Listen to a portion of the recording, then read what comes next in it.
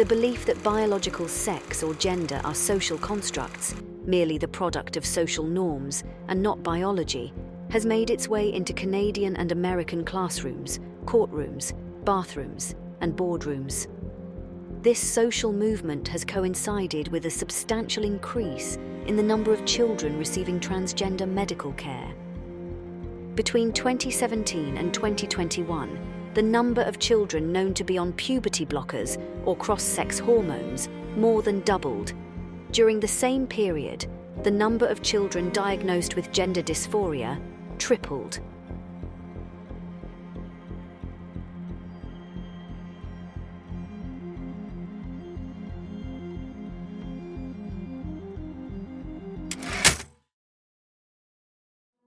Proponents assert gender dysphoria can manifest as early as age 4, and that questioning a minor's self-definition is harmful and unethical. This is the North American approach to transgender medical treatment for minors, called gender-affirming care. Alternatively, some nations in Northern and Western Europe, which broadly share the same social values as Canadians and Americans, have begun to reject this assumption. The United Kingdom, Sweden and Finland, for example, have abandoned this model recently. They did so in part due to fears that medical interventions on minors had become too common. In a sharp departure from North America, some European countries now discourage or outright ban automatic deference to a child's self-declaration of gender distress. Notably, the UK's Cass Review blamed the lack of safeguards for children at its largest paediatric gender centre on the affirmative model, which originated in the United States. Even their new Labour government is cautious on physical medical interventions for minors. The big picture: Europe is now leading the way on protecting minors and making care better. So where is North America by comparison? Here's a snapshot. On the minimum age for puberty blockers. 8 of 10 Canadian provinces have no minimum age requirement. Currently, only Alberta bans puberty blockers before age 15, and Nova Scotia requires a minimum protocol level be reached, Tanner Stage 2.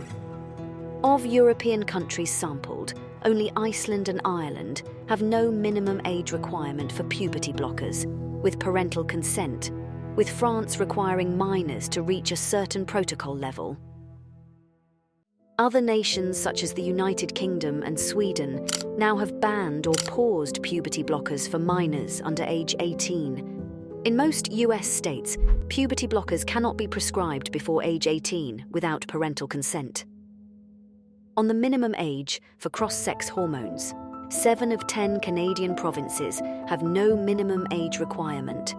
Alberta and Saskatchewan ban the practice for those younger than 16 years old, with Nova Scotia requiring applicants to reach Tanner Stage 2.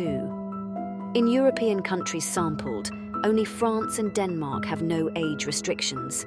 Most European countries ban cross-sex hormones for minors under age 16. They typically allow it after age 16 with parental consent, or after age 18 without consent. Some US states restrict access. The most permissive state is Oregon, which allow minors as young as age 15 to access cross-sex hormones. And on the legal gender on government-issued documents, all 10 Canadian provinces allow a third gender, an X, in addition to male and female. Denmark, Germany, Iceland, Ireland, and the Netherlands and less than half of US states, depending on the document, allow for a third gender. Belgium, Finland, France, Luxembourg, Norway, Sweden, and the United Kingdom only recognize male and female. Become informed on gender transition practices for minors in Canada, Europe, and the United States. For more, read Teenagers, Children, and Gender Transition Policy, a comparison of transgender medical policy for minors in Canada, the United States, and Europe, from the Aristotle Foundation for Public Policy and Do No Harm.